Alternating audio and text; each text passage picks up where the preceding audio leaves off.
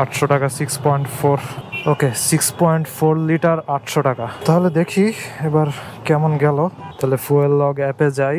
ওকে plus দিলাম, fuel current odometer দেখা নেই। এটা হচ্ছে 8588 কিলোমিটার। চন্দ্রিমা উদ্যানে রাইড করতেছি, একদম perfect everything. I am really thankful to this motorcycle Honda X-Blade for this level of mileage.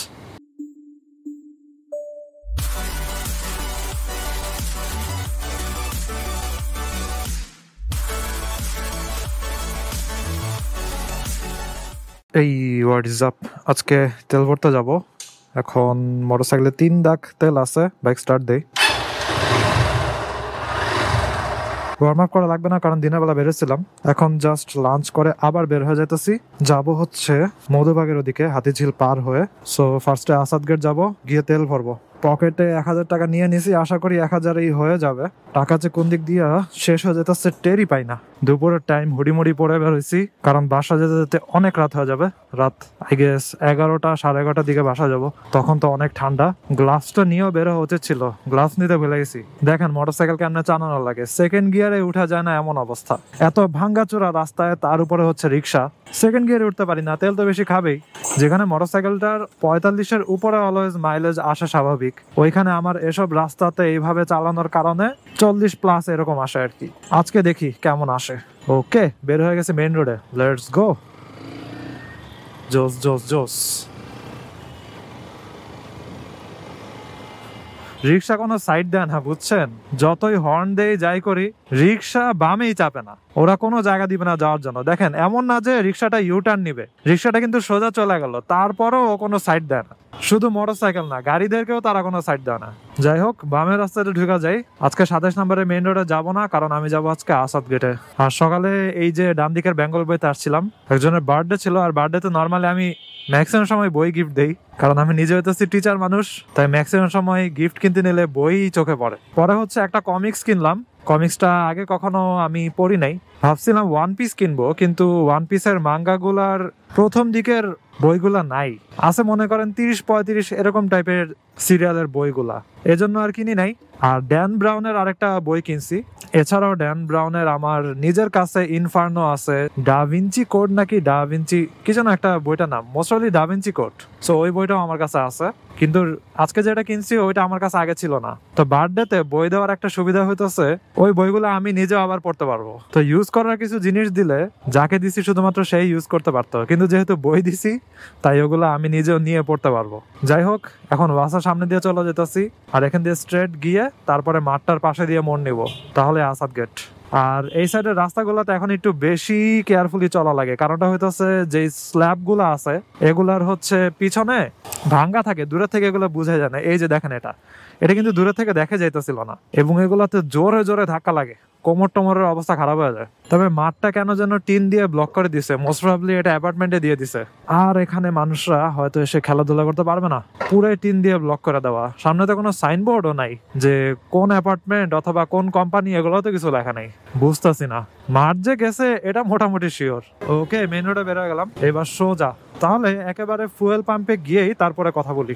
Serial কি বেশি আছে আজকে? আচ্ছা মোটামুটি ওয়েট করি। ফুল ফুল ফুল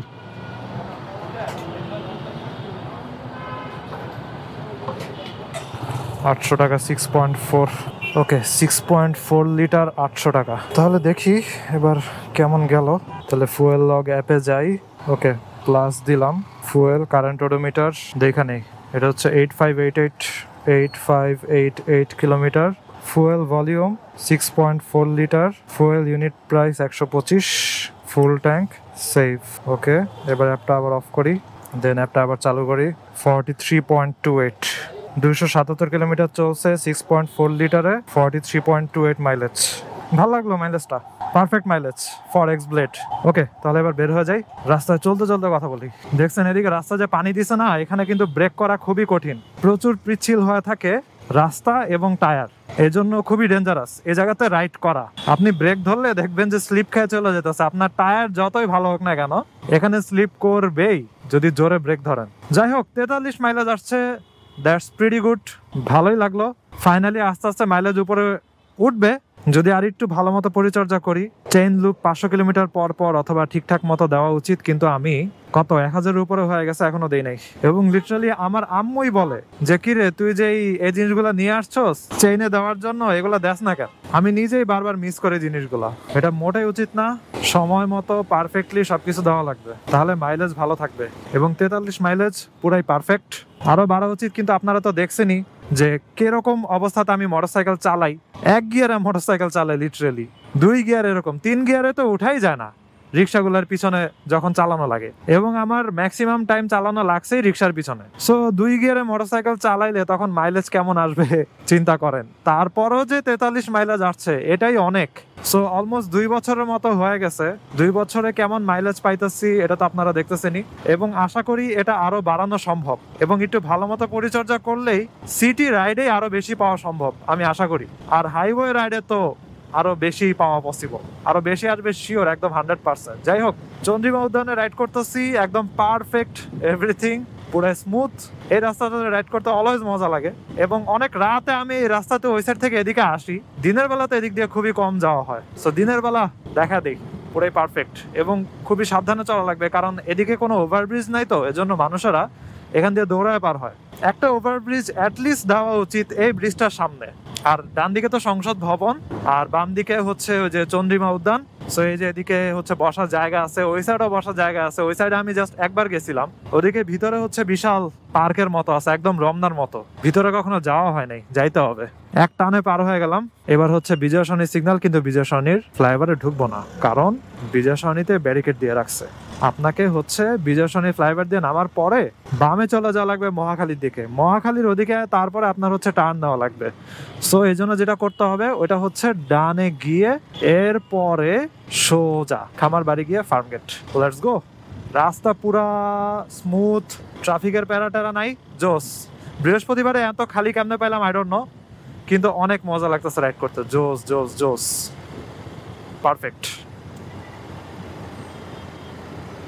তবে ভেজা রাস্তাতে রাইড করে আসছি তো এই জন্য চাকা একটু স্লিপারি থাকতে পারে, তাই অত বেশিও কনফিডেন্ট হওয়া যাবে না। তো মোটরসাইকেলটা জানুয়ারিতে 2 বছর হয়ে যাবে। এবং 2 বছরে অত বেশি যে রাইড করছি তা না, মাত্র 8500 কিলোমিটার রাইড হয়েছে, কিন্তু তারপরও অনেক সুন্দর একটা মাইলেজ দিতেছে। এবং এই হোন্ডা এক্সব্লেড আমার কত যে খরচ বাঁচাইছে এই 2 বছরে, আমার বলা যায় তেমন কোনো মেনটেনেন্স খরচই লাগে নাই। জাস্ট মাঝে মধ্যে হচ্ছে ফুল সার্ভিস, আর হচ্ছে ব্যাটারি একবার চেঞ্জ করলাম, আর স্পার্ক প্লাগটা একবার চেঞ্জ করলাম, এই তো। এছাড়া আমাকে মোটরসাইকেলটা তেমন কোনো প্যারাই দেয় নাই। এবং আমি আসলে অনেক থ্যাঙ্কফুল এই মোটরসাইকেলের প্রতি। হোন্ডা এক্সব্লেড টাকা না খেয়েও আপনি যে মোটরসাইকেলের গুণগান করবেন, তার মানে আপনার ওই মোটরসাইকেল আসলেই ভালো। অলরাইট, এখন হলিক্রসের সামনে ঢুকে যাব। এদিক দিয়ে 7 রাস্তা গিয়ে হাতিরঝিল। তাহলে আপনাদেরকে এই জায়গার রিক্সাগুলার জ্যাম ট্যাম এসব না দেখাই, আপনারা তো দেখতেছেনই কি অবস্থা। আমি শুধু ডান দিকে তাকাবো, তারপরে দেখবেন কি পরিমাণে ঘিঞ্জি অবস্থা। এখন তো কমই আছে, আজকে মনে হয় কলেজ বন্ধ। এই যে দেখছেন ডান দিকে কি অবস্থা, ও যে রিক্সার সাথে লেগে গেছে ট্রাক। ডাইনে না তাকায় ঢুকায় দেয়। আগা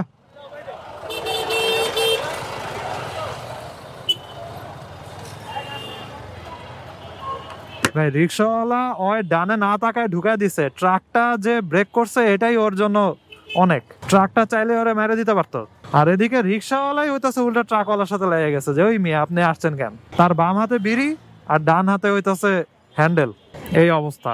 যাই হোক, আপনাদেরকে এসব গ্যাঞ্জাম ট্যাঞ্জাম না দেখাই, একদম হাতিরঝিলে গিয়ে তারপর আবার ক্যামেরা অন করি। অলরাইট, ঢুকে গেছি হাতিরঝিলে। Let's go. Smooth ride, curve road, everything is perfect.